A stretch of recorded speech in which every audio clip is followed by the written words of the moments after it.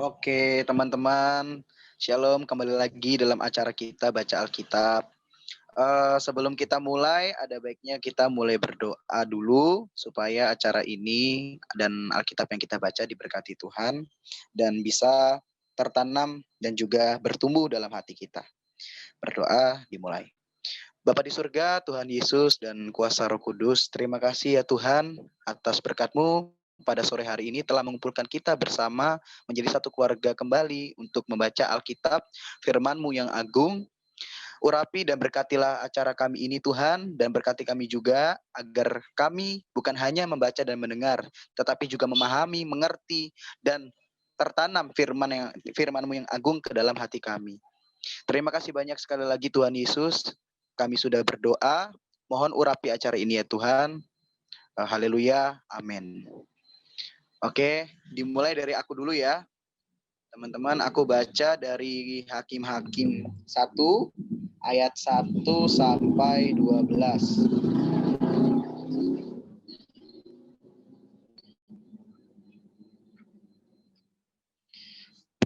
Hakim-Hakim 1, keadaan orang Israel setelah Yosua mati. Sesudah Yosua mati, orang Israel bertanya kepada Tuhan, siapakah daripada kami yang harus lebih dahulu maju menghadapi orang Kanaan untuk berperang melawan mereka? Firman Tuhan, suku Yehuda lah yang harus maju. Sesungguhnya telah kuserahkan negeri itu ke dalam tangannya.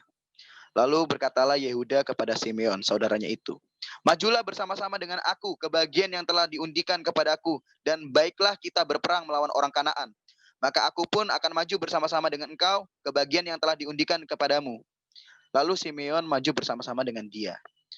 Maka majulah suku Yehuda, lalu Tuhan menyerahkan orang Kanaan dan orang Feris ke dalam tangan mereka. Dan mereka memukul kalah orang-orang itu dekat Bezek, 10.000 orang banyaknya. Di Bezek, mereka menjumpai Adoni Bezek ya, dan berperang melawan dia. Dan mereka memukul kalah orang Kanaan dan orang Feris. Tetapi Adoni Bezek melarikan diri, lalu mereka mengejarnya, menangkapnya, dan memotong ibu jari dari tangannya dan dari kakinya. Kata Adoni Bezek, ada 70 raja dengan terpotong ibu jari tangan dan kakinya memungut sisa-sisa makanan di bawah mejaku. Sesuai dengan yang kulakukan itu. Demikianlah dibalaskan Allah kepadaku. Kemudian ia dibawa ke Yerusalem dan mati di sana. Sesudah itu Bani Yehuda berperang melawan Yerusalem, merebutnya lalu memukulnya dengan mata pedang dan memusnahkan kota itu dengan api. Kemudian Bani Yehuda maju berperang melawan orang Kanaan yang diam di pegunungan, di tanah Negeb, dan di daerah bukit. Lalu suku Yehuda bergerak menyerang orang Kanaan yang diam di Hebron. Nama Hebron dahulu adalah Kiryat Arba. Dan memukul kalah Sesai, Ahiman, dan Talmi. Dari sana mereka bergerak menyerang penduduk Debir. Nama Debir dahulu adalah Kiryat Sefer. Berkatalah Kaleb, siapa yang mengalahkan dan merebut Kiryat Sefer, kepadanya akan kuberikan Aksah anakku menjadi istrinya. Demikian firman Tuhan. Selanjutnya Ibu Dila, Bunda Dila, dipersilakan membaca Hakim-Hakim dari ayat Hakim-Hakim 1 dari ayat 13 sampai 24. Oke. Hakim-Hakim 1:13. Dan Otniel anak Kenas dari adik Kaleb merebut kota itu, lalu Kaleb memberikan Aksa anaknya kepadanya menjadi istrinya. 14. Ketika perempuan itu tiba, dibujuknya suaminya untuk meminta sebidang ladang kepada ayahnya, maka turunlah perempuan itu dari keledainya. Lalu berkatalah Kaleb kepadanya, ada apa? Jawabnya kepadanya, berikanlah kepadaku suatu hadiah. Telah kau berikan kepadaku tanah yang gersang. Berikanlah juga kepadaku mata air. Lalu Kaleb memberikan kepadanya mata air yang di hulu dan mata air yang di hilir. 16. Keturunan Hobab ipar Musa, orang Keni itu maju bersama-sama dengan Bani Yehuda dari kota pohon korma ke padang gurun Yehuda di tanah Negeb dekat Arad. Lalu mereka menetap di antara penduduk di sana. Yehuda maju bersama-sama dengan Simeon saudaranya itu, lalu mereka memukul kalah orang Kanaan. Penduduk Zefat, mereka menumpas kota itu, sebab itu kota itu dinamai Horma. Selanjutnya suku Yehuda merebut Gaza dengan daerahnya, Askelon dengan daerahnya, dan Ekron dengan daerahnya. Dan Tuhan menyertai suku Yehuda sehingga mereka menduduki pegunungan itu Tetapi mereka tidak dapat menghalau penduduk yang di lembah sebab orang-orang ini mempunyai kereta-kereta besi.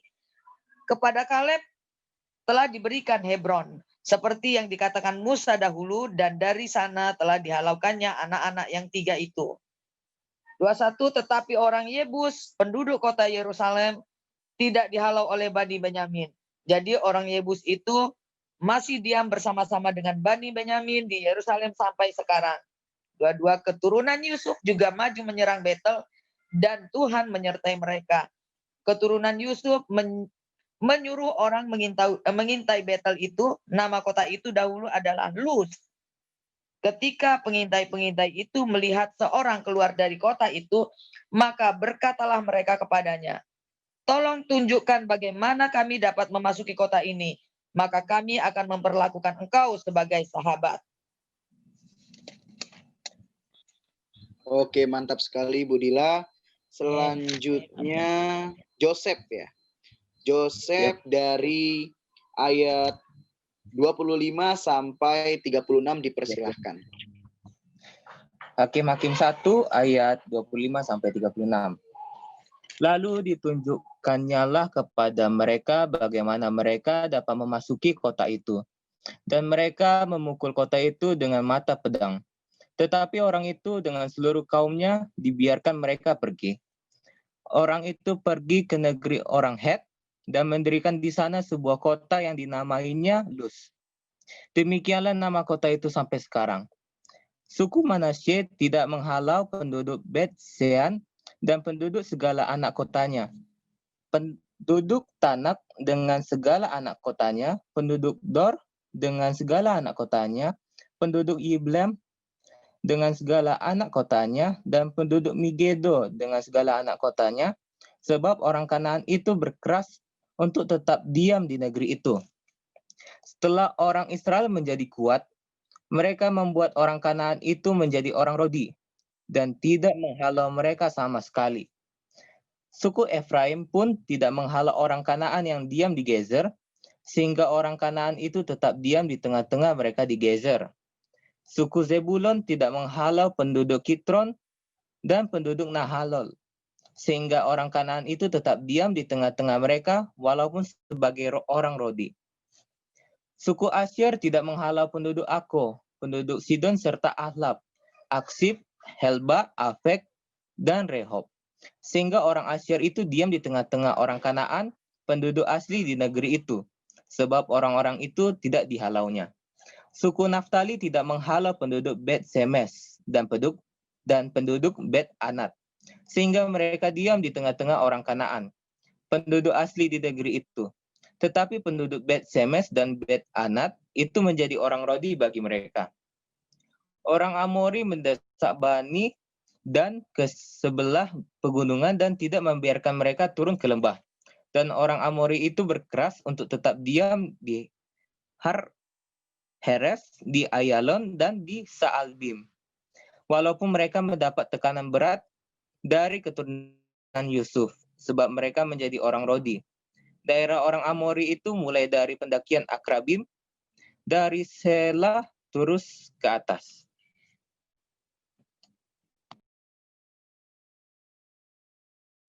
Oke, mantap sekali Joseph. Selanjutnya dipersilakan Ardi dari Hakim-Hakim 2 ayat 1 sampai 11.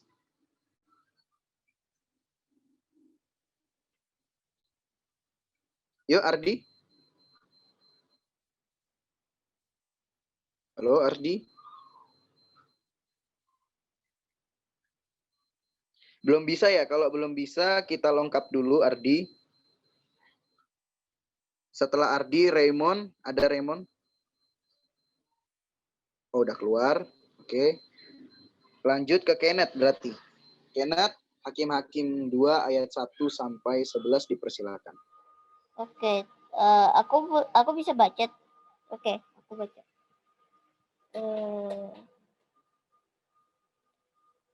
Lalu malaikat Tuhan pergi dari Gilgal ke Bokim dan berfirman, telah kutuntun kamu keluar dari Mesir dan kubawa ke negeri yang kujanjikan dengan bersumpah kepada nenek moyangmu. Dan aku telah berfirman, aku tidak akan membatalkan perjanjianku dengan kamu untuk selama-lamanya. Tetapi janganlah kamu mengikat perjanjian dengan penduduk negeri ini.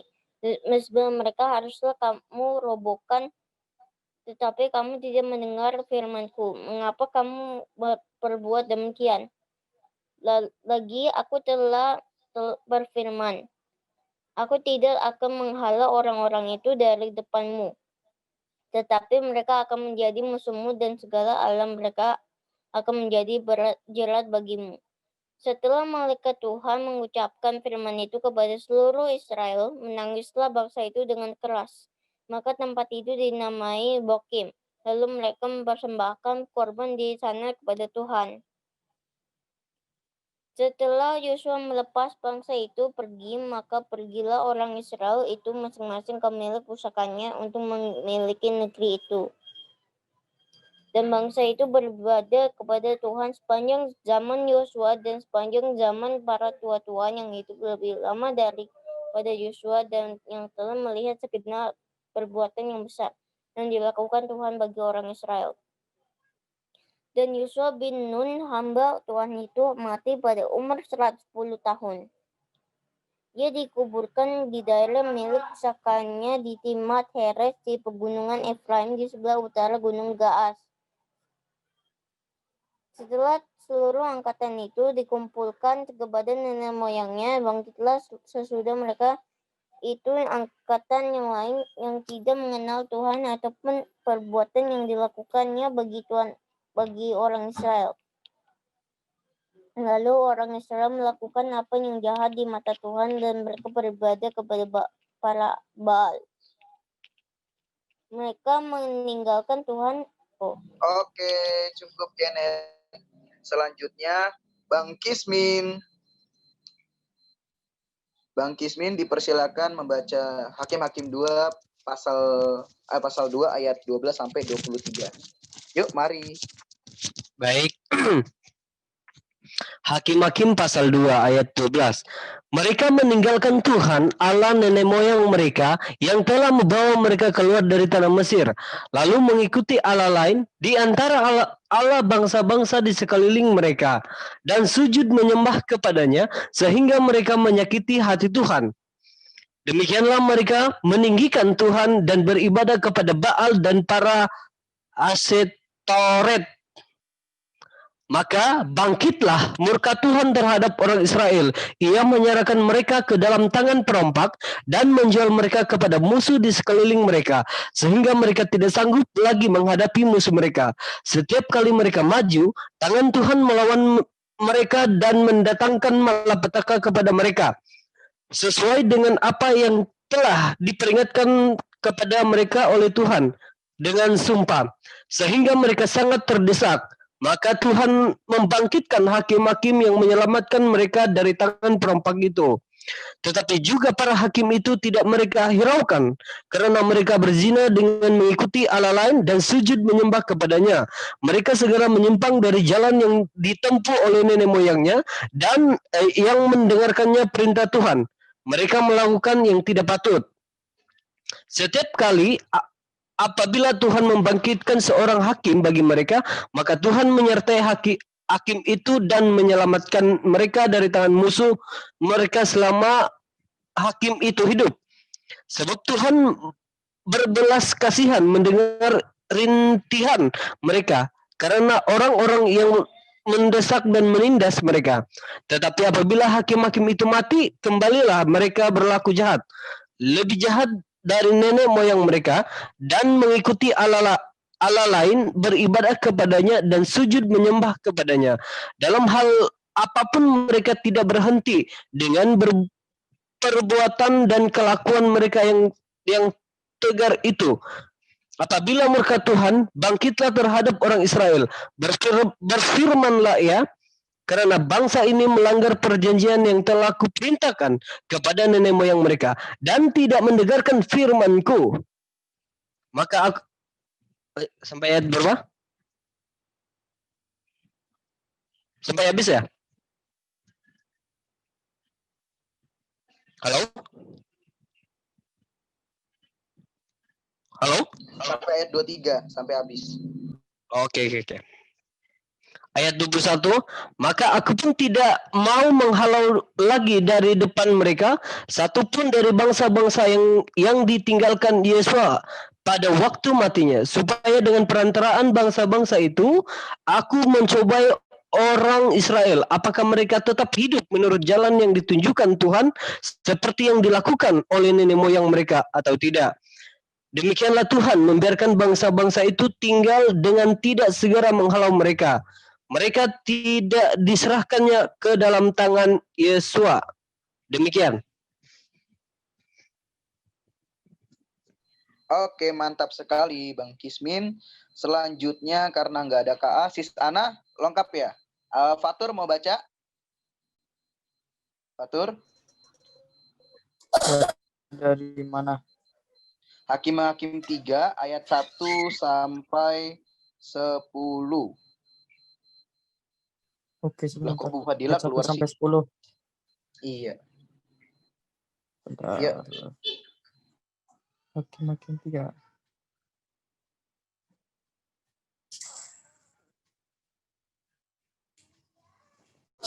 Ayat 1 sampai 10 kan? Tes. Iya. Bangsa-bangsa Lanjut. asli yang dibiarkan tinggal di Kanaan. Inilah bangsa-bangsa yang dibiarkan Tuhan tinggal untuk mencobai orang Israel itu dengan perantaraan mereka, yakni semua orang Israel yang tidak mengenal perang Kanaan. Maksudnya hanyalah supaya keturunan-keturunan orang Israel yang tidak mengenal perang yang sudah dilatih berperang oleh Tuhan. Yang tinggal ialah kelima raja kota orang Filistin dan semua orang Kanaan, orang Sidon dan orang Hewi yang mendiami pegunungan Libanon, dari gunung Baal Hermon sampai ke jalan menuju Hamat. Mereka itu ada di sana supaya ia mencobai orang Israel dengan perantara mereka untuk mengetahui apakah mereka mendengar perintah yang diberikan Tuhan kepada nenek moyang mereka dengan perantaraan Musa. Demikianlah orang Israel itu diam di tengah-tengah orang Kanaan, orang Het, orang Amori, orang Feris, orang Hewi, dan orang Yebus. Mereka mengambil anak-anak perempuan orang-orang itu menjadi istri mereka dan memberikan anak-anak perempuan mereka kepada anak laki-laki orang-orang itu, serta beribadah kepada Allah orang-orang itu. Seorang Israel melakukan apa yang jahat di mata Tuhan. Mereka melupakan Tuhan Allah mereka dan beribadah kepada para Baal dan para Asyera. Lalu bangkitlah murka Tuhan terhadap orang Israel, sehingga ia menjual mereka kepada Kushan-Rishathaim, raja Aram Mesopotamia, dan orang Israel menjadi takluk kepada Kushan-Rishathaim 8 tahun lamanya. Lalu berseru orang Israel kepada Tuhan, maka Tuhan membangkitkan seorang penyelamat bagi orang Israel, yakni Otniel, anak Kenas, adik Kaleb. Roh Tuhan menghinggapi dia dan ia menghakimi orang Israel. Ia maju berperang. Lalu Tuhan menyerahkan Kushan-Rishathaim, raja Aram, ke dalam tangannya, sehingga ia mengalahkan Kushan-Rishathaim. Oke.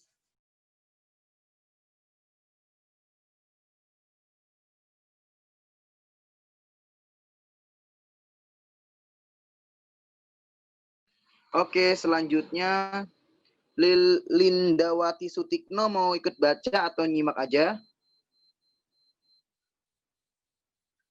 Oke, nyimak aja ya. Berarti kembali lagi ke aku dari Hakim-Hakim 3 ayat 11 sampai 20. Teman-teman, sebelum aku lanjut baca, aku mau ingetin ke kalian untuk tetap ikut membaca Alkitab, untuk terus baca Alkitab ya, menggunakan lisan walaupun nama kalian belum disebut untuk membaca, supaya melatih kelancaran membaca dan kefasihan berbicara, dan juga supaya ngerti alur Alkitab itu gimana gitu loh, nggak ketinggalan. Oke, aku lanjut dari ayat 11.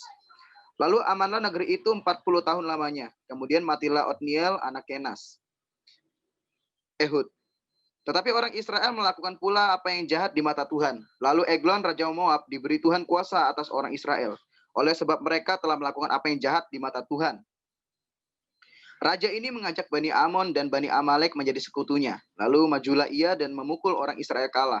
Kota pohon korma diduduki mereka. 18 tahun lamanya orang Israel menjadi takluk kepada Eglon raja Moab.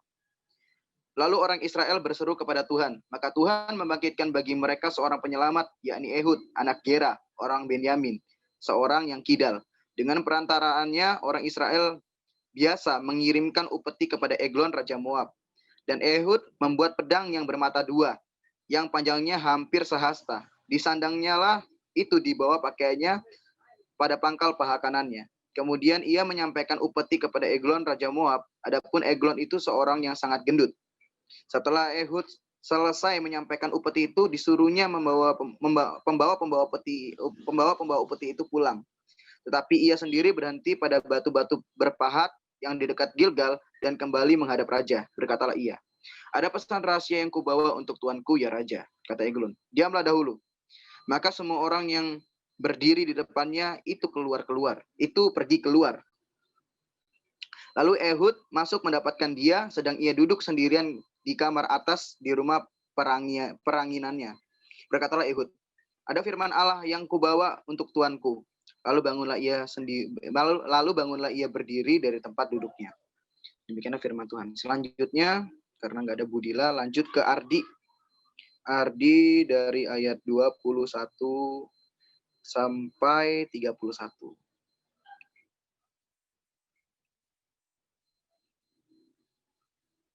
Ardi, bisa baca atau dilengkap?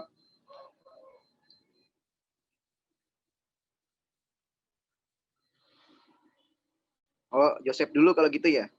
Joseph, dipersilakan baca dari ayat 21 sampai 31. 31 ya. Oke, demikianlah firman Tuhan.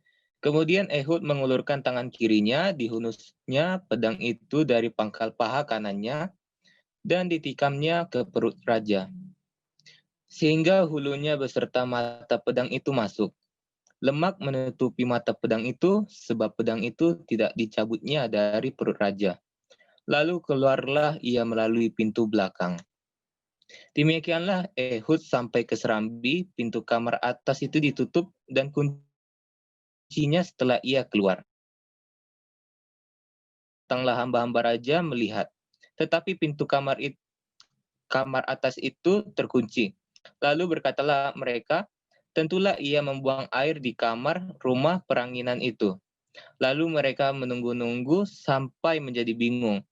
Tetapi raja tidak membuka pintu kamar atas itu. Kemudian mereka mengambil kunci membuka pintu, maka tampaklah tuan mereka mati tergeletak di lantai. Sedang mereka berlambat-lambat, Ehud meloloskan diri. Ia lewat dari batu-batu berpahat dan meloloskan diri ke arah Sierra.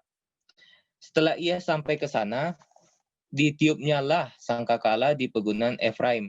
Lalu turunlah orang Israel bersama-sama dengan dia dari pegunungan itu, dan ia sendiri di depan. Berkatalah ia kepada mereka, "Ikutlah aku, sebab Tuhan telah menyerahkan musuhmu, orang-orang Moab itu, ke dalam tanganmu." Maka turunlah mereka mengikuti dia, lalu mereka merebut tempat penyeberangan sungai Yordan ke Moab, dan tidak seorang pun dibiarkan mereka menyeberang. Pada waktu itu mereka menewaskan kira-kira 10.000 orang dari Moab, semuanya orang yang tegap dan tangkas, seorang pun tidak ada yang lolos. Demikianlah pada hari itu Moab ditundukkan oleh Israel, maka amanlah tanah itu 80 tahun lamanya. Sesudah dia, bangkitlah Samgar bin Anat. Ia menewaskan orang Filistin dengan tongkat penghalau lembu, 600 orang banyaknya. Demikianlah ia juga menyelamatkan orang Israel.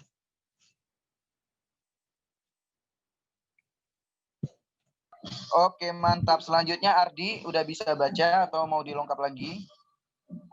Dilengkap ya. Selanjutnya Hakim-Hakim 4 ayat 1 sampai 12 dipersilakan Kenneth. Oke.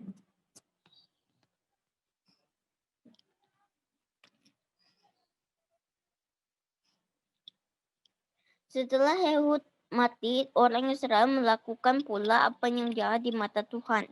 Lalu Tuhan menyerahkan mereka ke dalam tangan Yabin, raja Kanaan, yang memerintah di Hazor. Panglima tentaranya ialah Sisera yang diam di Aroset Hagoyim. Lalu orang Israel berseru kepada Tuhan, sebab Sisera mempunyai 900 kereta besi dan 20 tahun lamanya ia menindas orang Israel dengan keras. Pada waktu itu, Deborah, seorang nabiah, istri Lapidot, memerintah sebagai hakim atas orang Israel. Ia biasa duduk di bawah pohon korma Deborah antara Ramah dan Betel di pegunungan Efraim. Dan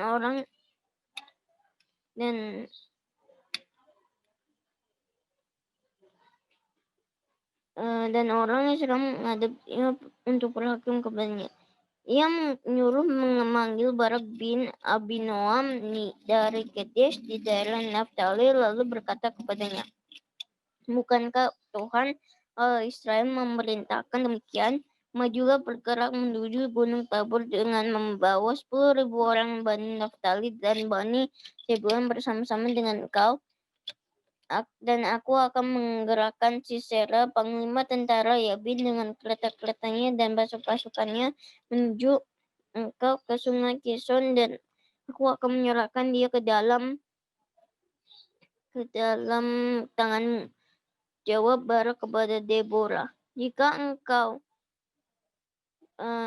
kata Deborah, "baik, aku turut. Hanya engkau tidak akan mendapat kehormatan dalam perjalanan yang engkau lakukan ini, sebab Tuhan akan menyerahkan Sisera ke dalam tangan seorang perempuan." Lalu Deborah bangun berdiri dan pergi bersama-sama dengan Barak ke Kadesh. Barak mengerahkan suku Zebulun dan suku Naftali ke Kadesh. Maka 10.000 orang maju mengikuti dia. Juga Deborah maju bersama-sama dengan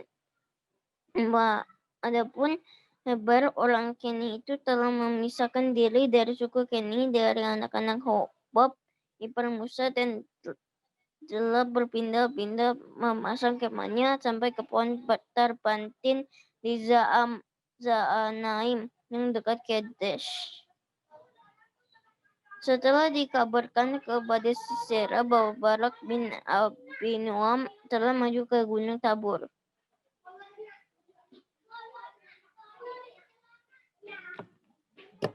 Oke, mantap sekali Kenneth. Selanjutnya Bang Kismin, dipersilakan dari ayat 13 sampai 24, Bang Kismin. Hakim-Hakim pasal 4 ayat yang ke-13.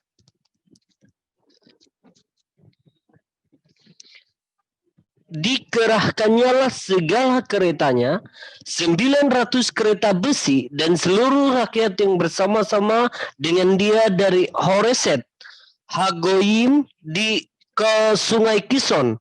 Lalu berkatalah Deborah kepada Barak, "Bersiaplah, sebab inilah harinya Tuhan menyerahkan Sisera ke dalam tanganmu.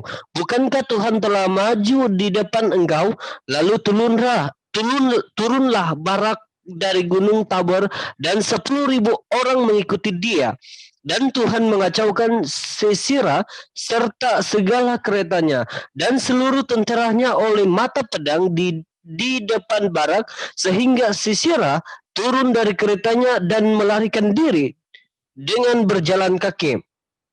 Lalu Barak mengejar kereta-kereta dan tentara itu sampai ke Horeset Hagoyim, dan seluruh tentara Sisera tewas oleh mata pedang.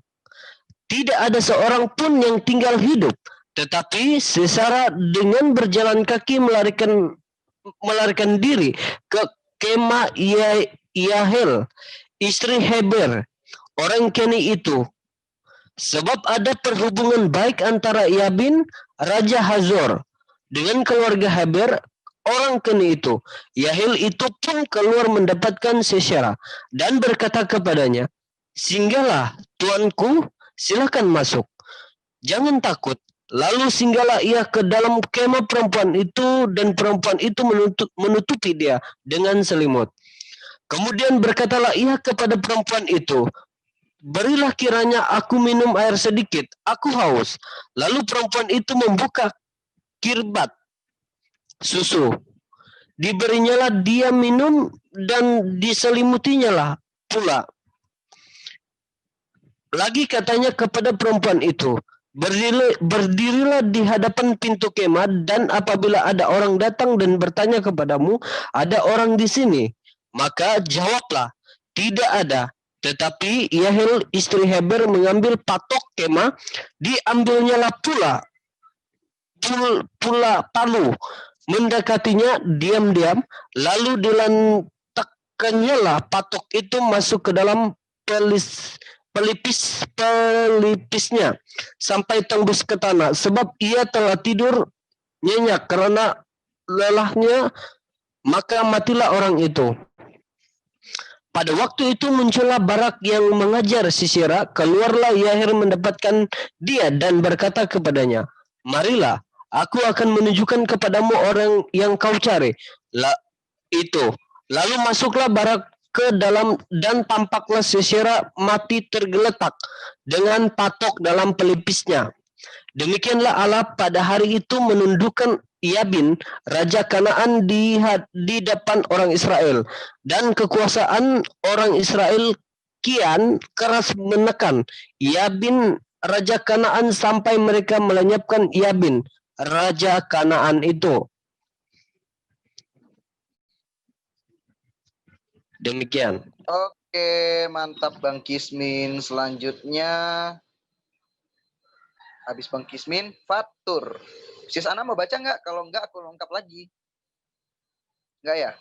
Berarti Fatur selanjutnya Hakim 5 ayat 1 sampai 10. Fatur dipersilakan.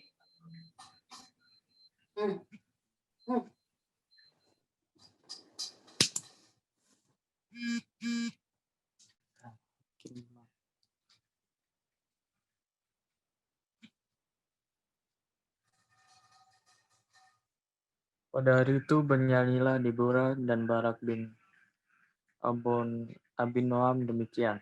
Karena pahlawan-pahlawan di Israel siap berperang, karena bangsa itu menawarkan dirinya dengan sukarela, pujilah Tuhan.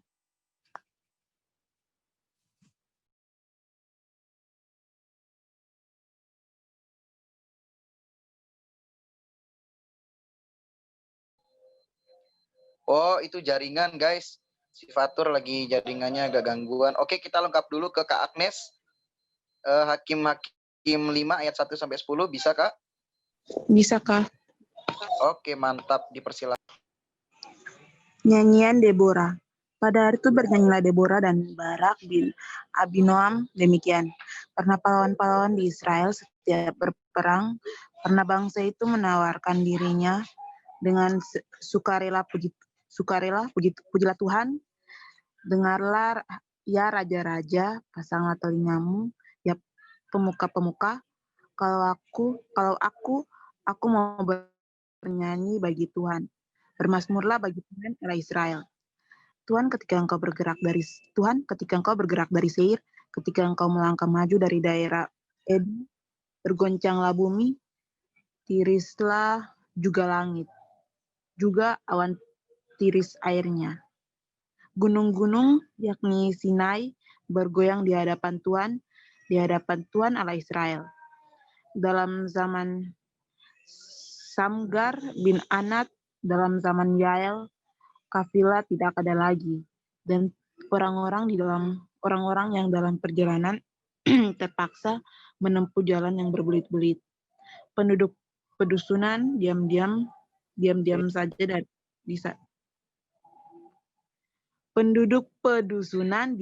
saja di Israel, yang mereka diam-diam sampai engkau bangkit, Deborah, bangkit sebagai ibu di Israel. Ketika orang memilah baru, maka terjadilah perang di pintu gerbang. Sesungguhnya perisai ataupun tombak tidak terlihat di antara 40.000 orang di Israel. Hatiku tertuju kepada para panglima Israel, kepada mereka yang menawarkan dirinya dengan sukarela di antara bangsa itu. Pujilah Tuhan. Kamu yang menunggang keledai betina putih, kamu yang duduk di atas permadani, kamu yang berjalan di jalan, ceritakanlah hal itu. Di tempat-tempat penimbangan air, menurut suara orang-orang berdendang, di sanalah. Oke, mantap Agnes. Selanjutnya habis Agnes, balik lagi ke aku ya. Selamat datang Rahel. Teman-teman, sebelum aku lanjut membaca, aku ingatkan sekali lagi untuk tetap terus membaca Alkitab menggunakan lisan sekarang, walaupun namanya belum disebut untuk membaca. Untuk melatih kelancaran membaca dan kefasihan berbicara, juga supaya mengerti alur cerita Alkitab. Oke, aku lanjut ya. Dari ayat 11 sampai 20. Di tempat-tempat penimbahan air, menurut suara orang-orang yang berdendang, di sanalah orang menyanyikan perbuatan Tuhan yang adil.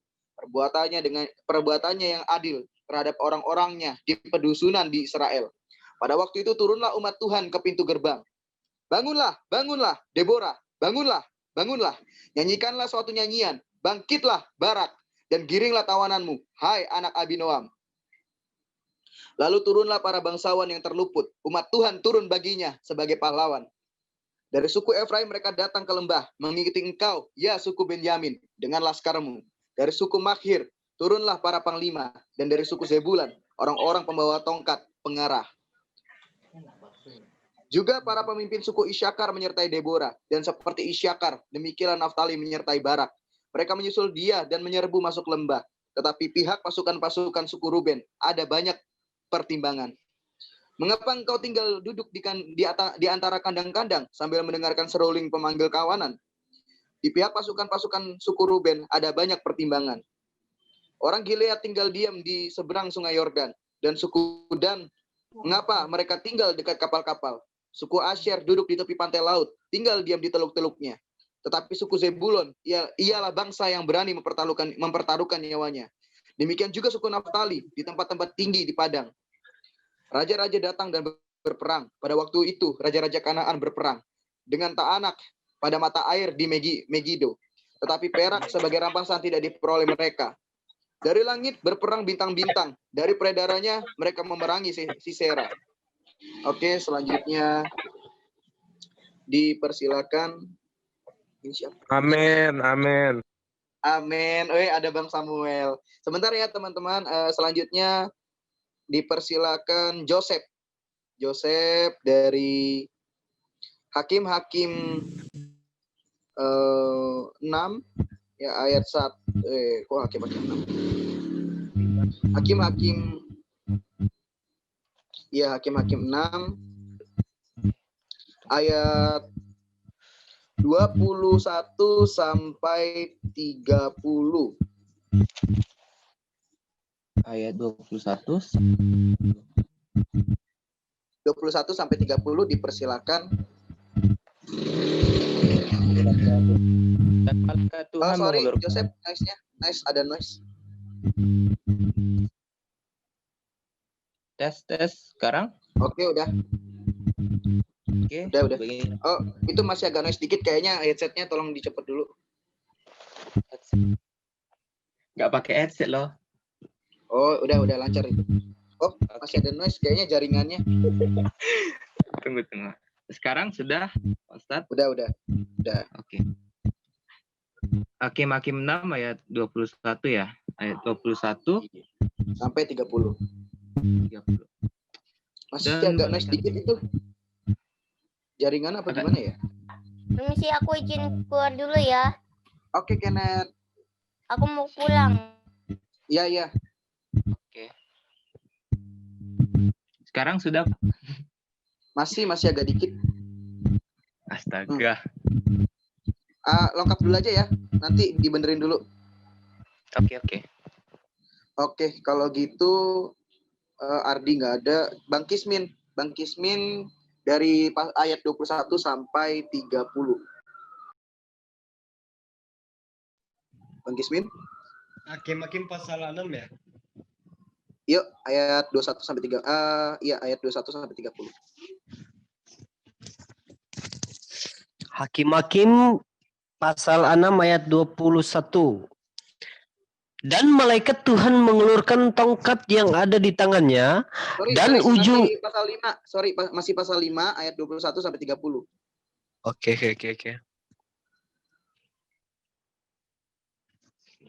Hakim-Hakim pasal yang kelima ayat 21. Sungai Kision menghayutkan musuh Kision.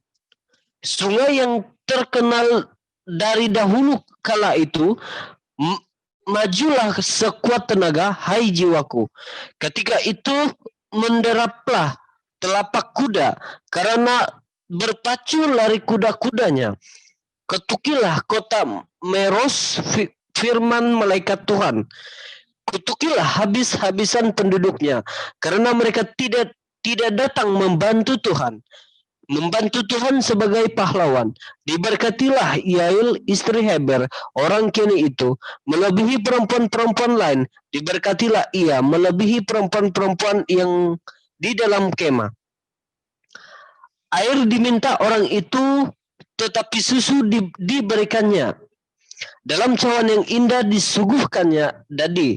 Tangannya dihulurkannya, mengambil patok tangan kanannya, mengambil tukang ditukulnya lah Sisera. Dihancurkannya lah kepalanya, diramukan dan ditembuskannya lah pelipisnya. Dekat kakinya orang itu rebah, tewas tergeletak. Dekat kakinya orang itu rebah dan tewas. Di tempat ia rebah, di sanalah orang itu tewas digagahi.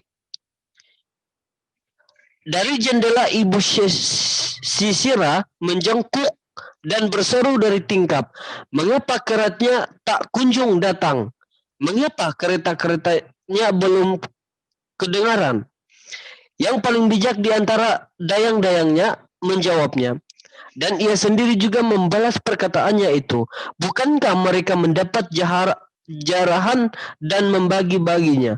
Gadis orang dua untuk setiap orang jarahan kain berwarna sehelai dua untuk Sisera. Jarahan kain sulaman, enakkah warna sehelai dua untuk leherku? Demikianlah akan binasa segala musuhmu, ya Tuhan. Oke, selanjutnya mantap Bang Kismin. Selanjutnya Bang Joseph, dipersilakan. Ini belum habis nih. Sampai ayat 30. Sampai ayat 30, guys. Oh, 30 ya. Ya, selanjutnya ayat 31 sampai 40, Joseph. Gak apa-apa nih dikit-dikit.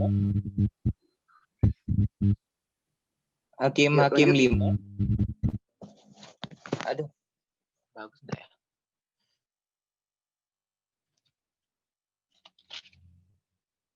Tes.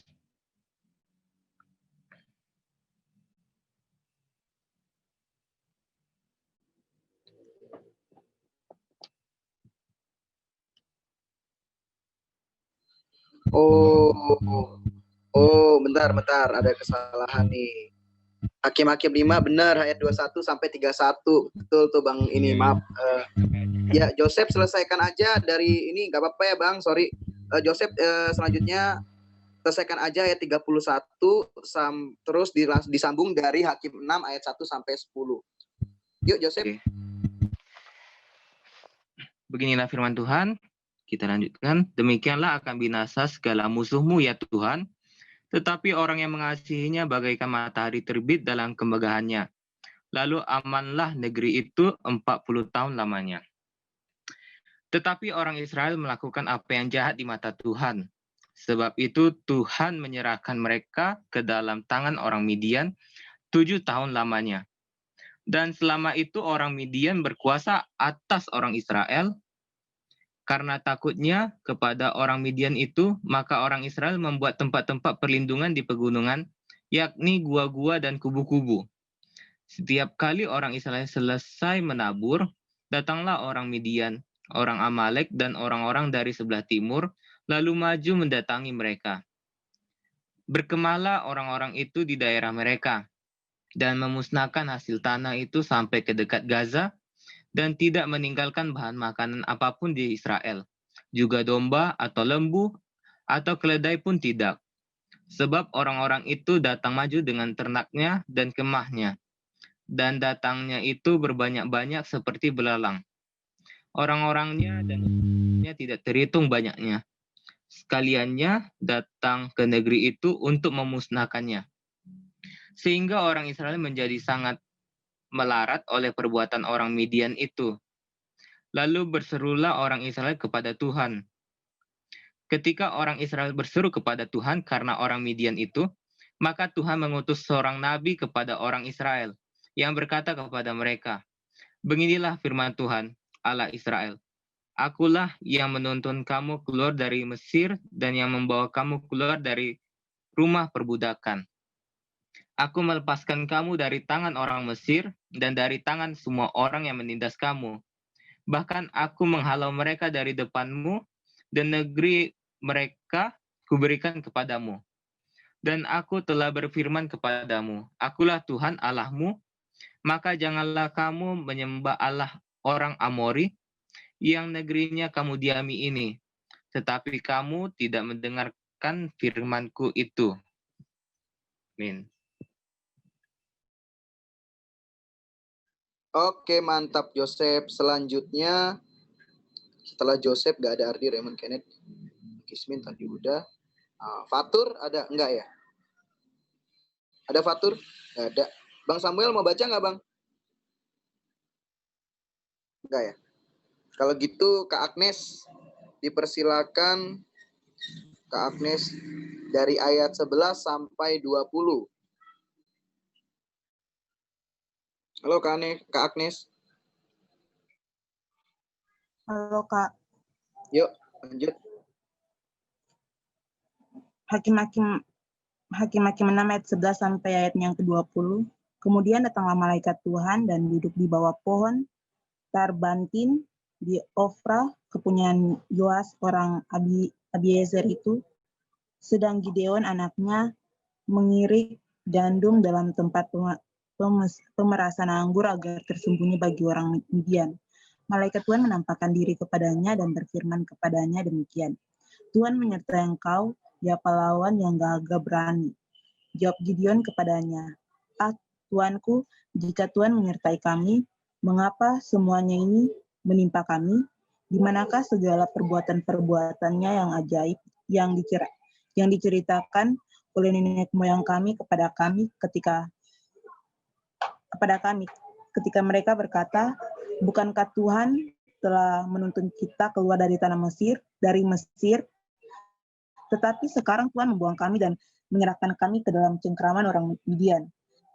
Ayat yang ke-14, lalu berpalinglah Tuhan kepadanya dan berfirman, pergilah dengan kekuatanmu ini dan selamatkan orang Israel dari cengkraman orang Midian. Bukankah aku mengutus engkau? Tetapi jawabnya kepadanya, Tuanku, dengan apakah akan kuselamatkan orang Israel?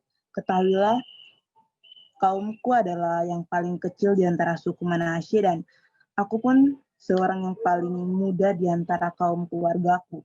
Berfirmanlah Tuhan kepadanya, tetapi aku yang menyertai engkau. Sebab itu engkau akan memukul kepala orang Midian itu sampai habis. Maka jawabnya kepadanya, jika sekiranya aku mendapat kasih karunia di matamu, maka berikanlah kepadaku tanda bahwa engkau sendirilah yang berfirman kepadaku. Janganlah kiranya pergi dari sini sampai aku datang kepadamu, membawa persembahanku dan meletakkannya di hadapanmu, firman-Nya. Aku akan tinggal sampai engkau kembali. Masuklah Gideon ke dalam, lalu mengolah seekor anak kambing dan roti yang tidak beragi dari sefa tepung. Ditaruhnya daging itu ke dalam bakul dan kuahnya ke dalam periuk. Diwanya itu kepadanya ke pohon terbantin, lalu disungguhkannya.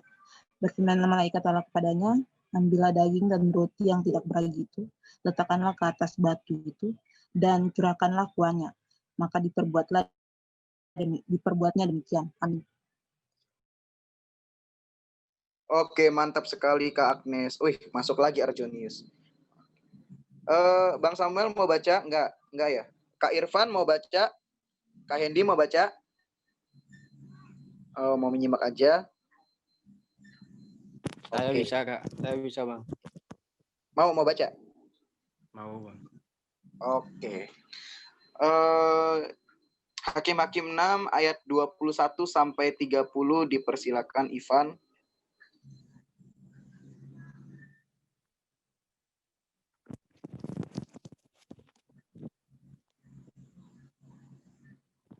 Hakim-Hakim 6 pasal ayat keberapa, Bang? Ayat ke-21. Iya, Bang. Halo. 21 sampai 30. Iya, ayat 21 sampai 30. Kalau ini misalkan bingung, lihat di layar aja tuh yang udah ku ini Iya, iya, Bang. biru. Ya, lanjut ya, silakan. Kok nggak nampak gambarnya, Bang? Udah, Bang, udah.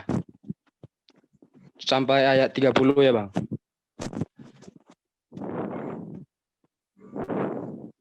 Ya, dipersilakan.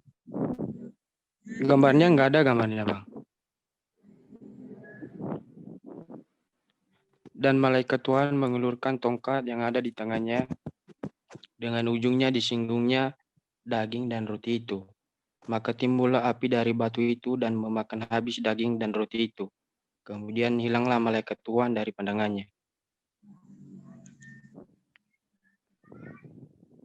Maka tahulah Gideon bahwa itulah malaikat Tuhan, lalu katanya, celakalah aku, Tuhanku Allah, sebab memang telah kulihat malaikat Tuhan dengan berhadapan muka. Tetapi berfirmanlah Tuhan kepadanya, selamalah engkau jangan takut, engkau tidak akan mati. Lalu Gideon mendirikan mezbah di sana bagi Tuhan dan menamainya Tuhan itu keselamatan. Mezbah itu masih ada sampai sekarang di Ofra, kota orang Abiezer. Pada malam itu juga Tuhan berfirman kepadanya, ambillah seekor lembu jantan kepunyaan ayahmu, yakni lembu jantan yang kedua, berumur 7 tahun, runtuhkanlah mezbah Baal kepunyaan ayahmu, dan tebanglah tiang berhala yang ada di dekatnya. Kemudian dirikanlah mezbah bagi Tuhan Allahmu di atas kubu pertahanan ini dengan disusun baik. Lalu ambillah lembu jantan yang kedua dan persembahkanlah korban bakaran dengan kayu tiang berhala yang akan kau tebang itu. Kemudian Gideon membawa 10 orang hambanya dan diperbuatnyalah seperti yang difirmankan Tuhan kepadanya. Tetapi karena ia takut kepada kaum keluarganya dan kepada orang-orang kota itu untuk melakukan hal itu pada waktu siang, maka dilakukannya pada waktu malam. Ketika orang-orang kota itu bangun pagi-pagi, tampaklah telah dirobohkan mezbah Baal itu, telah ditebang tiang berhala yang di dekatnya, dan telah dikorbankan lembu jantan yang kedua di atas mezbah yang didirikan itu. Berkatalah mereka seorang kepada yang lain, siapakah yang melakukan hal itu? Setelah diperiksa dan ditanya-tanya, maka kata orang, Gideon bin Yoas, dialah yang melakukan hal itu. Sesudah itu berkatalah orang-orang kota itu kepada Yoas, bawalah anakmu itu keluar, ia harus mati, karena ia telah merobohkan mezbah Baal, dan karena ia telah menebang tiang berhala yang di dekatnya.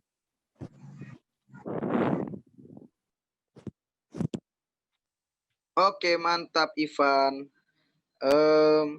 Hendy mau baca, Bang Hendy? Nggak, nyimak dulu ya. Oke, berarti kembali ke aku. Aku baca dari Hakim 6 ayat 31 sampai 40.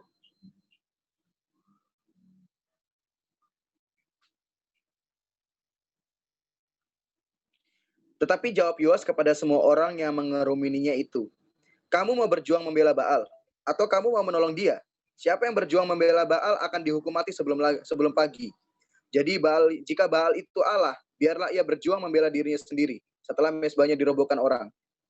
Dan pada hari itu diberikan oranglah nama Yerubaal kepada Gideon, karena kata orang, biarlah Baal berjuang dengan dia setelah dirobohkannya mezbahnya itu. Seluruh orang Midian dan orang Amalek dan orang-orang dari sebelah timur telah berkumpul bersama-sama. Mereka telah menyeberang dan berkemah di lembah Yizreel.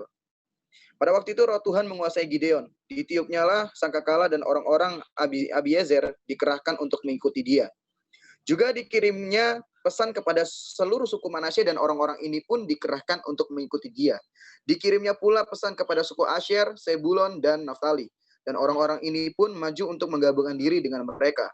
Kemudian berkatalah Gideon kepada Allah, Jika engkau mau menyelamatkan orang Israel dengan keperantaraanku, seperti yang kau firmankan itu, maka aku membentangkan guntingan bulu domba di tempat pengirikan. Apabila hanya di atas gunting bulu domba itu ada embun, tetapi seluruh tanah itu tinggal kering, maka tahulah aku bahwa engkau mau menyelamatkan orang Israel dengan perantaraanku, seperti yang kau firmankan. Dan demikianlah terjadi, sebab keesokan harinya, pagi-pagi ia bangun, dipulasnya guntingan bulu itu dan diperasnya air embun dari guntingan bulu itu, secawan penuh air. Lalu berkatalah Gideon kepada Allah, janganlah kiranya murkamu bangkit terhadap aku apabila aku berkata lagi, sekali ini saja, biarkanlah satu kali lagi saja mengambil percobaan dengan guntingan bulu itu. Sekiranya yang kering hanya guntingan bulu itu, dan di atas seluruh tanah itu ada embun. Dan demikianlah diperbuat Allah pada malam itu, sebab hanya guntingan bulu itu yang kering, dan di atas seluruh tanah itu ada embun. Oke, selanjutnya dipersilakan Joseph. Baca dari Hakim 7 ayat 1 sampai 10. Yuk, Joseph, dipersilakan. Baik, kita lanjutkan pembacaan firman Tuhan. Gideon mengusir musuh. Adapun Yerubbaal, yaitulah Gideon, bangun pagi-pagi dengan segala rakyat yang bersama-sama dengan dia. Lalu mereka berkemah dekat mata air Harod. Perkemahan orang Midian itu ada di sebelah utaranya, dekat bukit More di lembah. Berfirmanlah Tuhan kepada Gideon, terlalu banyak rakyat yang bersama-sama dengan engkau itu, daripada yang ku hendaki untuk menyerahkan orang Midian ke dalam tangan mereka.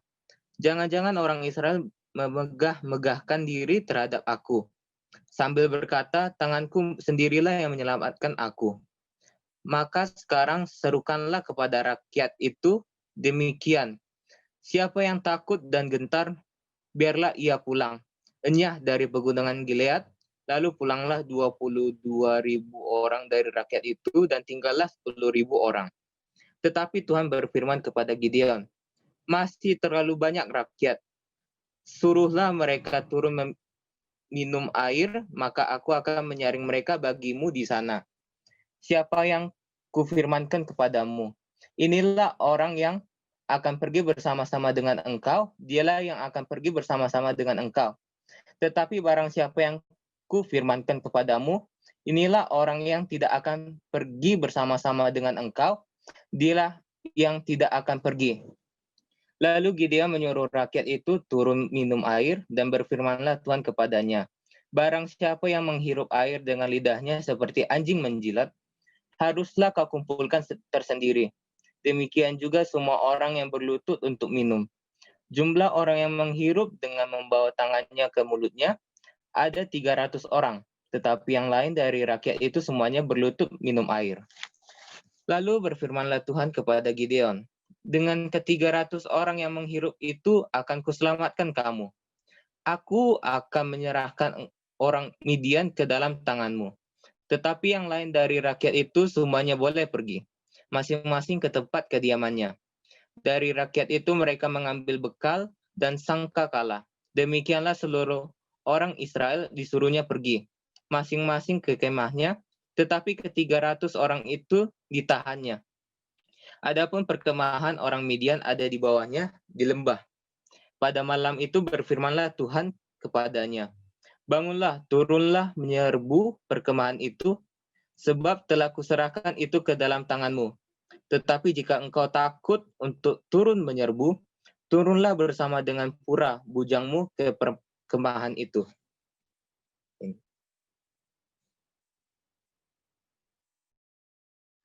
Oke, mantap Joseph. Selanjutnya dipersilakan Bang Kismin baca dari ayat 11 sampai 20. Hakim 7.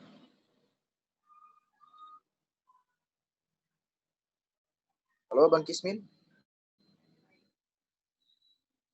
Bisa baca atau dilengkap dulu? Oke, dilengkap dulu aja ya. Lanjut ke Agnes ayat 11 sampai 20. Dipersilakan Kak Agnes. Selanjutnya, Maka kudengarlah apa yang mereka katakan. Kemudian engkau akan mendapat keberanian untuk turun menyerbu perkemahan itu. Lalu turunlah ia bersama dengan pura bujangnya itu sampai kepada penjaga terdepan Iskar di perkemahan itu. Adapun orang Midian dan orang Amalek dan semua orang dari sebelah timur itu bergelimpangan di lembah itu seperti belalang banyaknya, dan unta mereka tidak terhitung, seperti pasir di tepi laut banyaknya. Ketika Gideon sampai ke situ, kebetulan ada seorang menceritakan mimpinya kepada temannya. Katanya, aku bermimpi, tampak sekeping roti jelai terguling masuk ke dalam perkemahan orang Midian. Setelah sampai ke kemah ini, dilanggarnya lah kemah ini sehingga roboh dan dibongkar bangkirnya. Demikianlah kemah ini habis runtuh. Lalu temannya menjawab, ini tidak lain dari pedang Gideon bin Yoas, orang Israel itu. Allah telah menyerahkan orang dan seluruh perkemahan ini ke dalam tangannya. Segera sesudah Gideon mendengar mimpi itu diceritakan kepada maknanya diceritakan dengan maknanya. Sujudlah ia menyembah. Kemudian pulanglah ia ke perkemahan orang Israel lalu berkata, bangunlah, sebab Tuhan telah menyerahkan perkemahan orang Midian ke dalam tanganmu. Sesudah itu dibaginya lah ke 300 orang itu dalam 3 pasukan, dan ke tangan mereka semuanya diberikan sangkakala dan buyung kosong dengan suluh di dalam buyung itu. Dan berkatalah ia kepada mereka, perhatikanlah aku dan lakukanlah seperti yang kulakukan. Maka apabila aku sampai ke ujung perkemahan itu, haruslah kamu lakukan seperti yang kulakukan. Apabila aku dan semua orang yang bersama dengan aku meniup sangkakala, maka haruslah kamu juga meniup sangkakala sekeliling seluruh perkemahan itu dan berseru, demi Tuhan dan demi Gideon. Lalu Gideon dan ke-100 orang yang bersama dengan dia sampai ke ujung perkemahan itu pada waktu permulaan giliran jaga tengah malam, ketika penjaga-penjaga baru saja ditempatkan. Lalu mereka meniup sangkakala sambil buyung yang di tangan mereka. Demikianlah ketiga pasukan itu bersama-sama meniup sangkakala dan memecahkan buyung dengan memegang obor di tangan kirinya dan sangkakala di tangan kanannya untuk ditiup, serta berseru, pedang demi Tuhan dan demi Gideon. Amin. Oke, mantap. Selanjutnya Bang Kismin udah bisa membaca atau belum? Oke, belum ya. Kita lengkap dulu berarti. Hakim-Hakim ayat Hakim-Hakim 7 dari ayat 21 sampai 25 dan Hakim-Hakim 8 ayat 1 sampai 5. Dipersilakan Irfan. Yuk Irfan. Saya ya Bang. Saya Bang. Nama saya Ivan Bang, bukan Irfan. Oke, Ivan, dipersilakan Hakim-Hakim 7 ayat 21 sampai 25 dan Hakim-Hakim 8 ayat 1 sampai 5. Oke, Bang. Gambarnya mana, Bang? Oke. Gambarnya.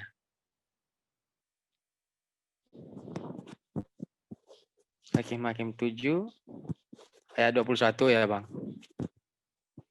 Sementara itu, tinggallah mereka berdiri masing-masing di tempatnya.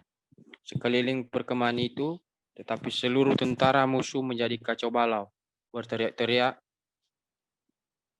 dan melarikan diri. Sedang ke-300 orang itu meniup sangkakala, maka di perkemahan itu Tuhan membuat pedang yang seorang diarahkan kepada yang lain. Lalu, larilah tentara itu sampai ke Bet Sita ke arah Jerera sampai ke pinggir Abel Mehola dekat Tabat.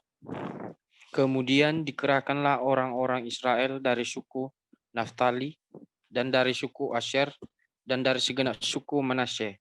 Lalu mereka mengejar orang Midian itu.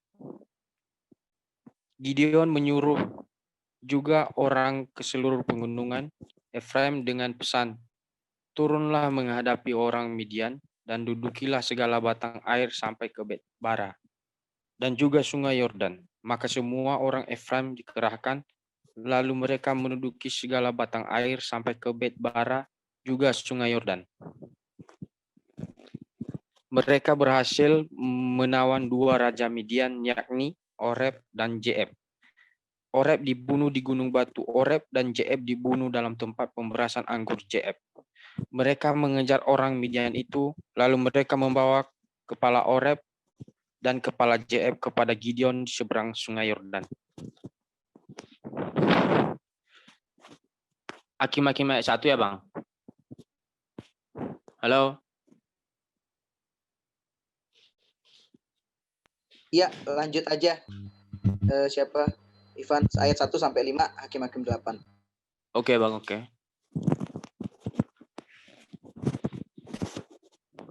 Lalu berkatalah orang-orang Efraim kepada Gideon, apa macam perbuatanmu ini terhadap kami? Mengapa engkau tidak memanggil kami ketika engkau pergi berperang melawan orang Midian? Lalu mereka menyesali dia dengan sangat. Jawabnya kepada mereka, apa perbuatanku dalam hal ini jika dibandingkan dengan kamu? Bukankah pemetikan susulan oleh suku Efraim lebih baik hasilnya dari panen buah anggur kamu Abiezer?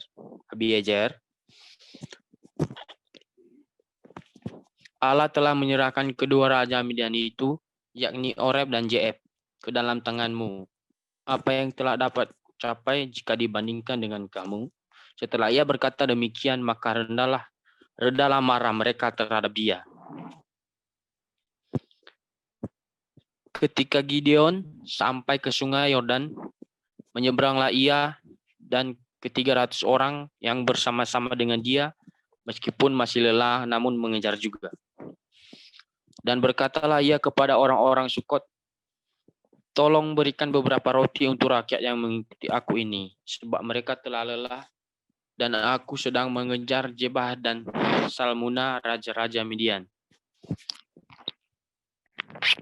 Tutup. Oke, makasih Ivan. Selanjutnya Oke, Handi Bang. mau baca. Hendi mau baca? Enggak. Rahel mau baca? Halo Rahel? Enggak ya? Mau nyimak aja? Oke, karena Ivan sudah berarti kembali ke aku. Oh iya, Kismin mau baca enggak? Atau masih sibuk nih? Sudah. Oh iya. Oke, kalau Halo, gitu halo. selanjutnya. Iya, sebentar.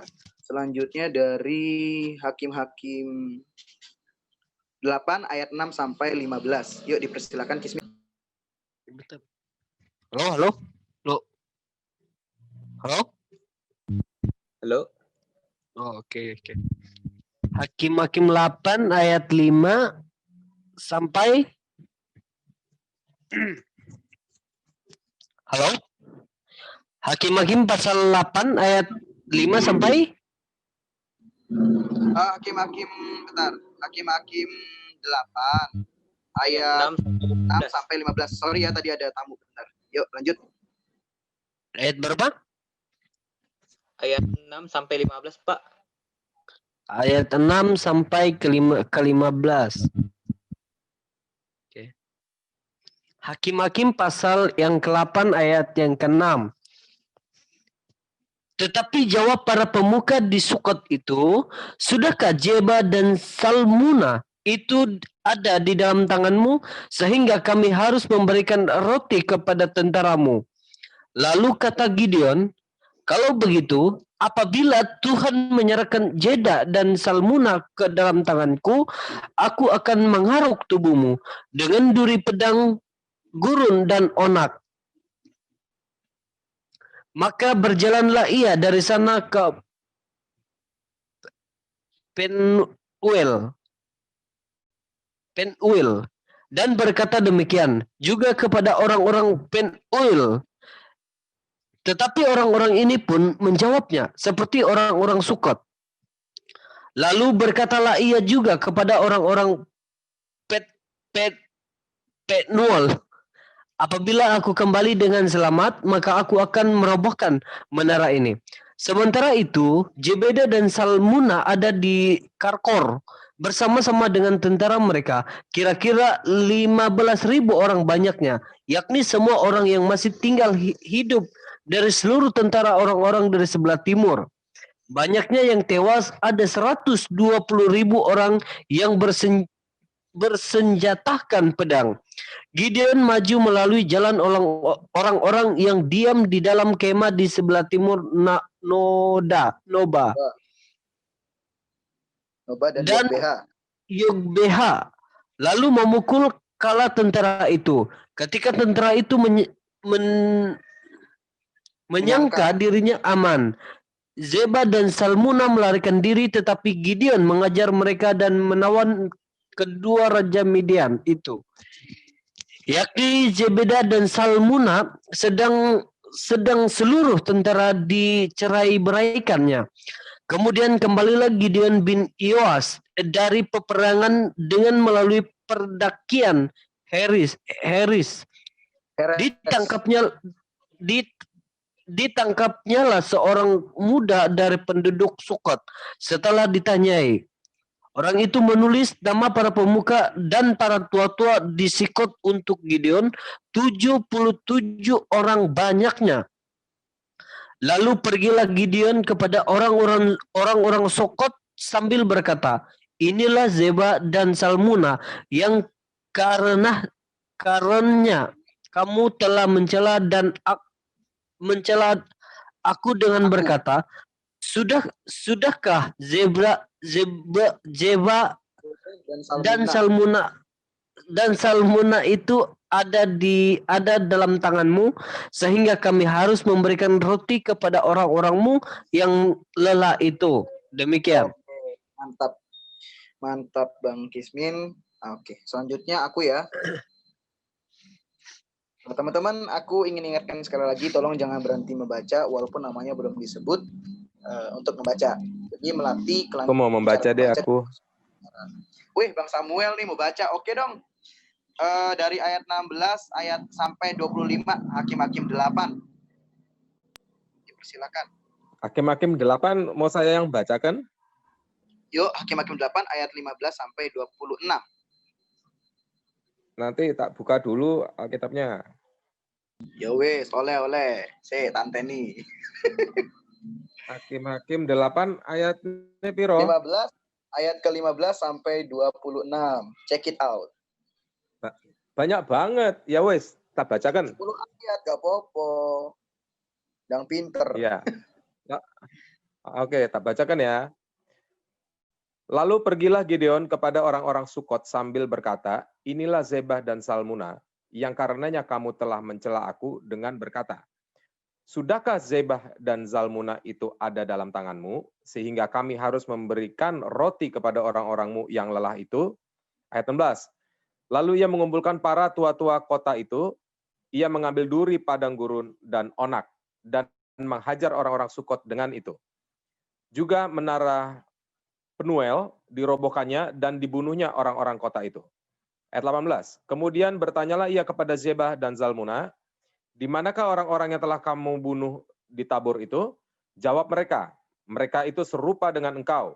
Sikap mereka masing-masing seperti anak raja. Ayat 19. Lalu kata Gideon, saudara-saudarakulah itu, anak-anak ibuku, demi Tuhan yang hidup. Seandainya kamu membiarkan mereka hidup, aku tidak akan membunuh kamu. Ayat 20. Katanya kepada Yeter, anak sulungnya, bangunlah, bunuhlah mereka. Tetapi orang muda itu tidak menghunus pedangnya, karena ia takut sebab ia masih muda. Ayat 21, lalu kata Zeba dan Salmuna, bangunlah engkau sendiri dan paranglah kami. Sebab seperti orangnya, demikian pula kekuatannya. Maka bangunlah Gideon, dibunuhnya Zeba dan Salmuna, kemudian diambilnya bulan-bulanan yang ada pada leher unta mereka. Ayat 22, kemudian berkatalah orang Israel kepada Gideon, biarlah engkau memerintah kami, baik engkau, baik anakmu maupun cucumu, sebab engkaulah yang telah menyelamatkan kami dari tangan orang Midian. 23. Jawab Gideon kepada mereka, aku tidak akan memerintah kamu dan juga anakku tidak akan memerintah kamu, tetapi Tuhan yang memerintah kamu. 24. Selanjutnya kata Gideon kepada mereka, satu hal saja yang kuminta kepadamu, Baiklah kamu masing-masing memberikan anting-anting dari jarahannya. Karena musuh itu beranting-anting emas, sebab mereka orang Ismail. 25. Jawab mereka, kami mau memberikannya dengan suka hati. Dan setelah dihamparkan sehelai kain, maka masing-masing melemparkan anting-anting dari jarahannya ke atas kain itu. Sudah? Ayat 26 enggak? Halo?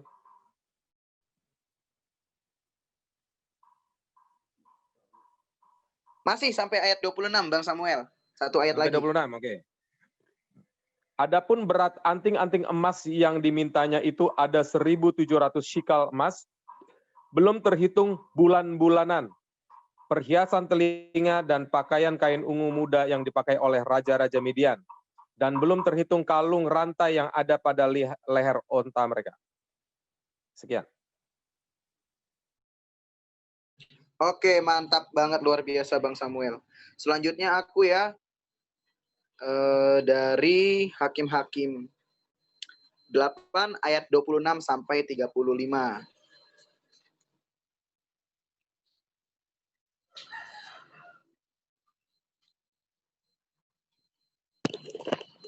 Oh, dari ayat 27 kawan-kawan. Kemudian Gideon membuat efod dari semuanya itu dan menempatkannya di kotanya, di Ofra. Di sanalah orang Ismail berlaku serong dengan menyembah efod itu. Inilah yang menjadi jerat bagi Gideon dan seisi rumahnya. Demikianlah orang Midian tunduk kepada orang Israel dan tidak dapat menegakkan kepalanya lagi. Maka amarlah negeri itu 40 tahun lamanya pada zaman Gideon. Lalu Zerubabel bin Yoas pergilah dan diam di rumahnya sendiri. Gideon mempunyai 70 anak laki-laki, semuanya anak kandungnya sebab ia beristri banyak. Juga gundiknya yang tinggal di Sikem melahirkan seorang anak laki-laki baginya. Lalu ia memberikan nama Abimelek kepada anak itu. Gideon bin Yoas mati pada waktu rambutnya telah putih, lalu dikuburkan dalam kubur Yoas ayahnya di Ofra kota orang Abiezer. Setelah Gideon mati, kembalilah orang Israel berjalan serong dengan mengikuti para Baal dan membuat Baal Berit menjadi Allah mereka. Orang Israel tidak ingat kepada Tuhan Allah mereka yang telah melepaskan mereka dari tangan semua musuhnya di sekelilingnya. Juga tidak menunjukkan terima kasihnya kepada keturunan Yerubbaal Gideon, seimbang dengan segala yang baik yang telah dilakukannya kepada orang Israel. Demikian firman Tuhan. Oke, selanjutnya dipersilakan Joseph yang mantap dari Hakim-Hakim 9 ayat 1 sampai 10. Lanjut. Kita lanjutkan pembacaan firman Tuhan. Adapun Abimelek bin Yerubbaal pergi ke Sikem kepada saudara-saudara ibunya dan berkata kepada mereka dan kepada seluruh kaum dari pihak keluarga ibunya, tolong katakan kepada seluruh warga kota Sikem, manakah yang lebih baik bagimu? 70 orang memerintah kamu, yaitu semua anak Yerubbaal, atau 1 orang? Dan ingat juga, sebentar ya Pak.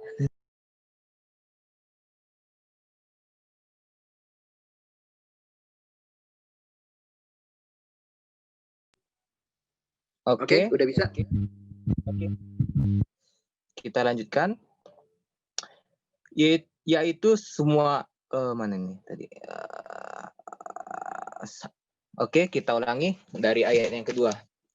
Tolong katakan kepada seluruh warga kota Sikem, manakah yang lebih baik bagimu? 70 orang memerintah kamu, yaitu semua anak Yerubbaal, atau 1 orang? Dan ingat juga bahwa aku darah dagingmu.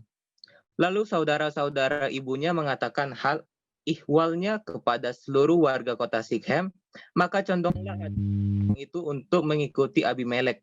Sebab kata mereka, memang ia saudara kita. Sesudah itu mereka memberikan kepadanya 70 uang perak dari kuil Baal Berit.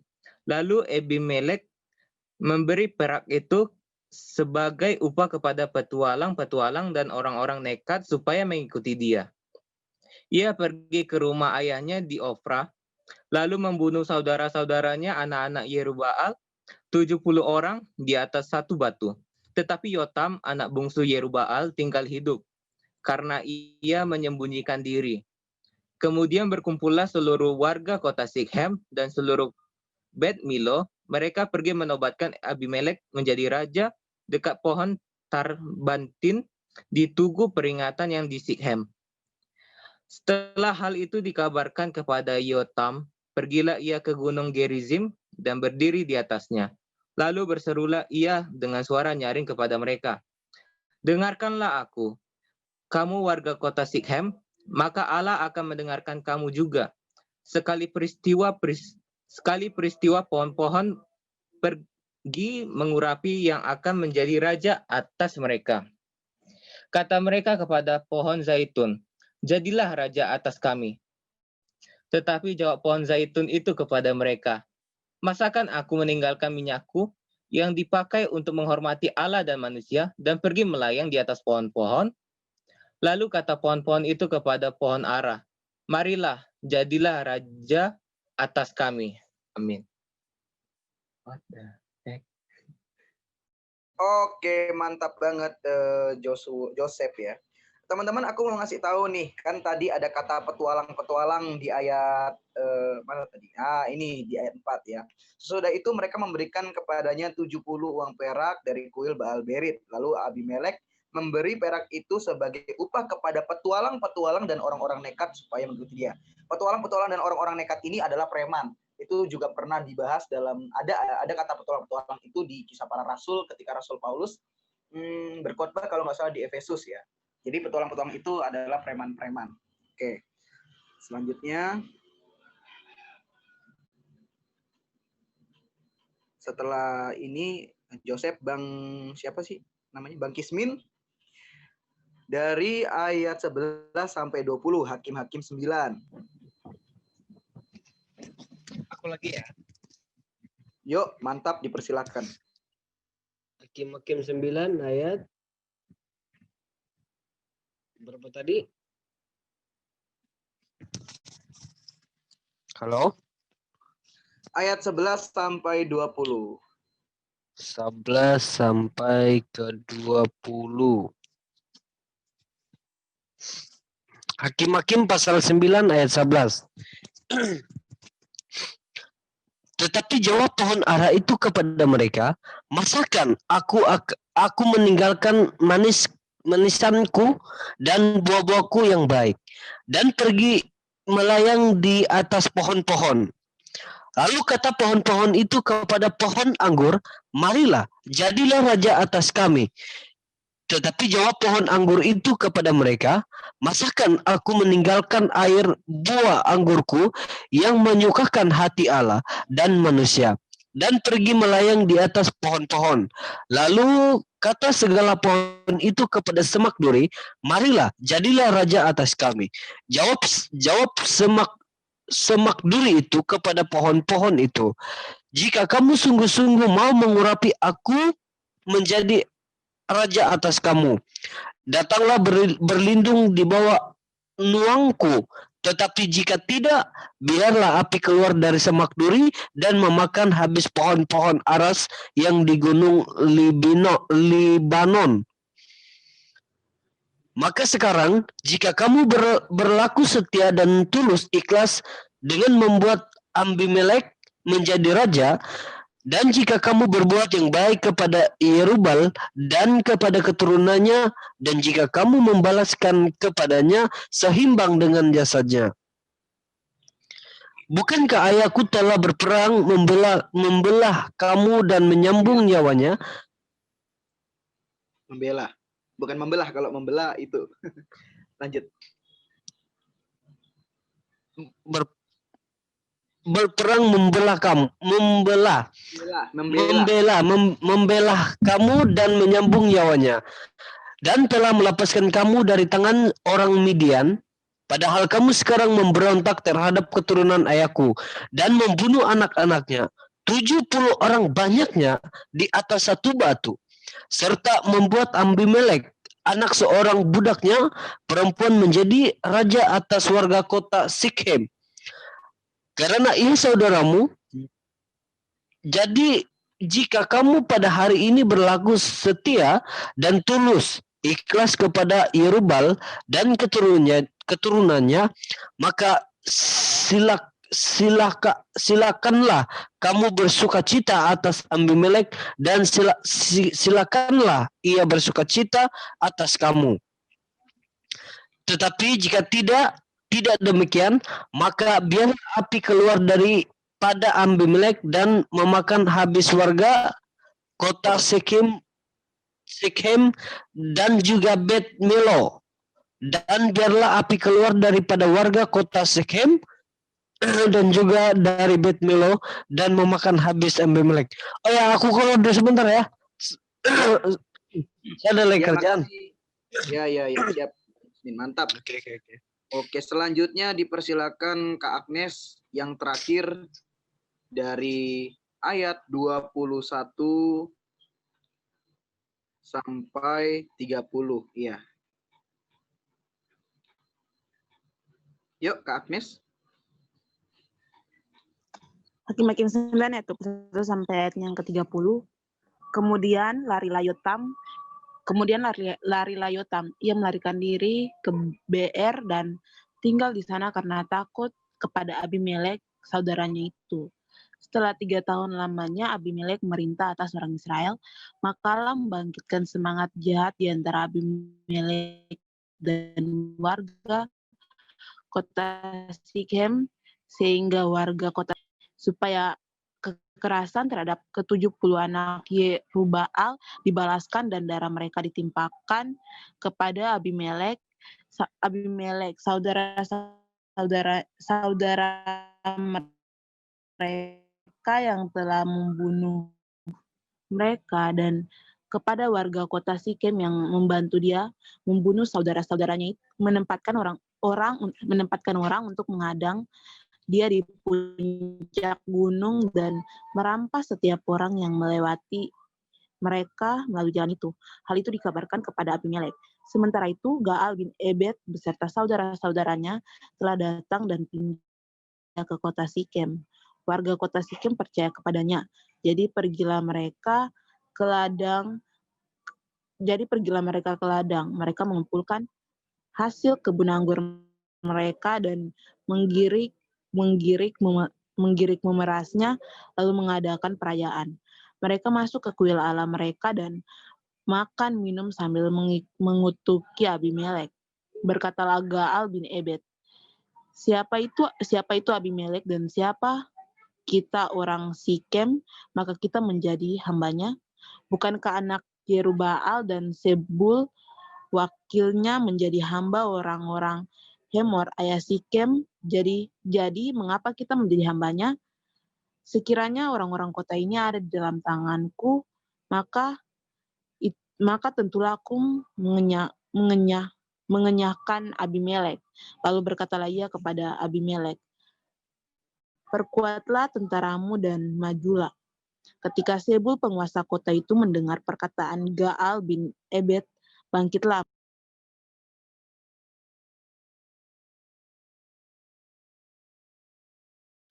Oke, selanjutnya aku baca dari ayat 31 sampai 40 ya. Kita habisin satu pasal ini, habis itu tutup. Hakim-Hakim 9 ayat 31. Ia mengirim utusan kepada Abimelek di Aruma dengan pesan, Gaal bin Ebed dan saudara-saudaranya telah datang ke Sikhem, dan ketahuilah mereka menghasut kota itu melawan engkau.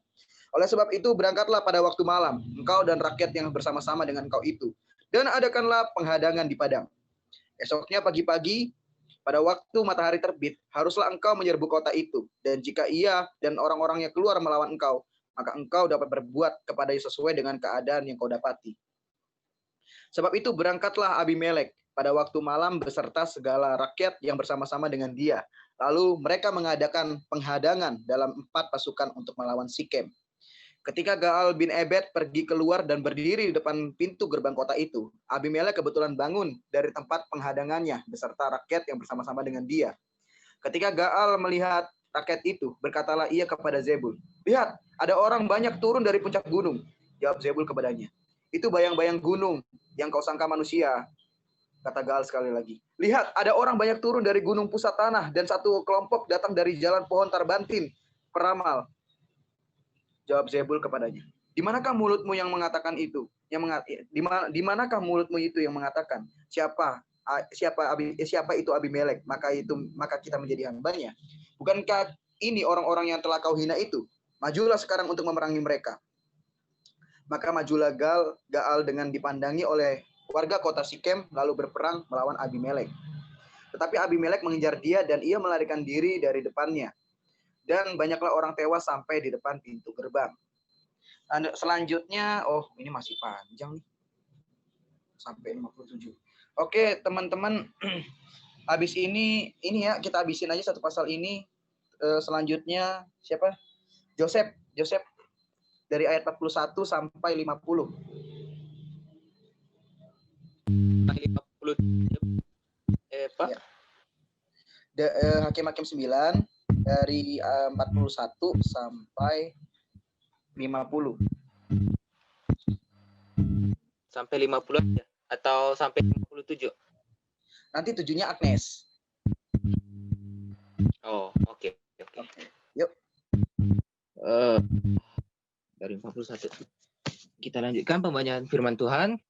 Adapun Abimelek tinggal di Aruma, tetapi Zebul mengusir Gaal dan saudara-saudaranya, sehingga mereka ini tidak dapat tinggal di Sikhem. Keesokan harinya, orang-orang kota itu pergi ke ladang. Setelah hal ini dikabarkan kepada Abimelek, dibawanya lah rakyatnya dibaginya dalam 3 pasukan. Lalu mereka mengadakan penghadangan di padang. Ketika dilihatnya bahwa orang-orang kota itu keluar dari dalam kota, bangunlah ia menyerang mereka serta menewaskan mereka. Abimelek dan pasukan yang bersama-sama dengan dia menyerbu dan menduduki pintu gerbang kota, sedang kedua pasukan lain itu menyerbu dan menewaskan semua orang yang ada di padang.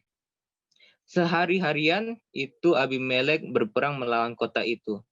Ia merebut kota itu dan membunuh orang-orang yang di dalamnya. Kemudian dirobohkannya kota itu dan ditaburinya dengan garam. Mendengar itu, masuklah seluruh warga kota menara Sikhem ke dalam liang di bawah kuil El-Berit.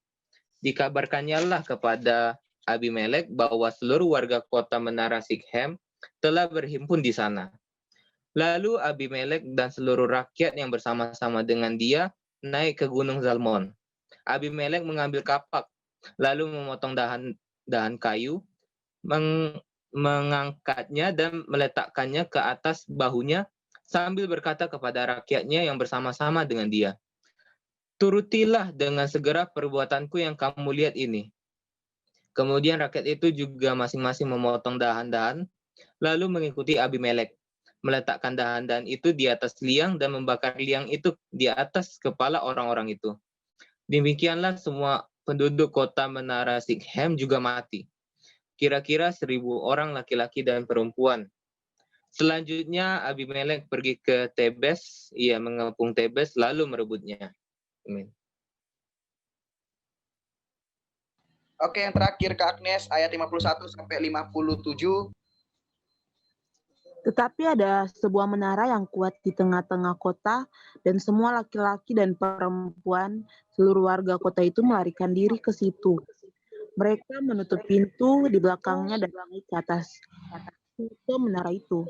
Lalu sampailah Abimelek ke menara itu. Menyerang dapat meroboh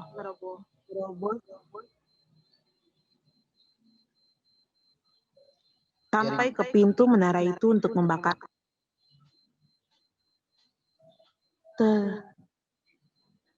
Tetapi seorang perempuan menimpakan sebuah batu kilangan kepada kepala Abimelek dan memecahkan batu. Tetapi seorang perempuan menimpakan sebuah batu kilangan kepada kepala Abimelek dan memecahkan batu kepalanya. Dengan segera dipanggilnya bujang pembawa senjatanya dan berkata kepadanya, "Hunuslah pedangmu dan bunuhlah aku, supaya jangan orang berkata tentang aku, seorang perempuan membunuh dia." Lalu bujangnya itu menikam dia sehingga mati. Setelah dilihat orang Israel bahwa Abimelek telah mati, pergilah mereka masing-masing ke tempat kediamannya. Demikianlah Allah membalaskan kejahatan yang dilakukan oleh Abimelek kepada ayahnya, yaitu pembunuhan atas ke-70 saudaranya. Juga segala kejahatan orang-orang Sikem ditimpakan kembali oleh Allah kepada kepala mereka sendiri. Demikianlah kutuk Yotam bin Yerubaal mengenai mereka. Oke. Terima kasih teman-teman. Kita udah selesai membaca dari Hakim-Hakim 1 ayat pasal 1 sampai 9.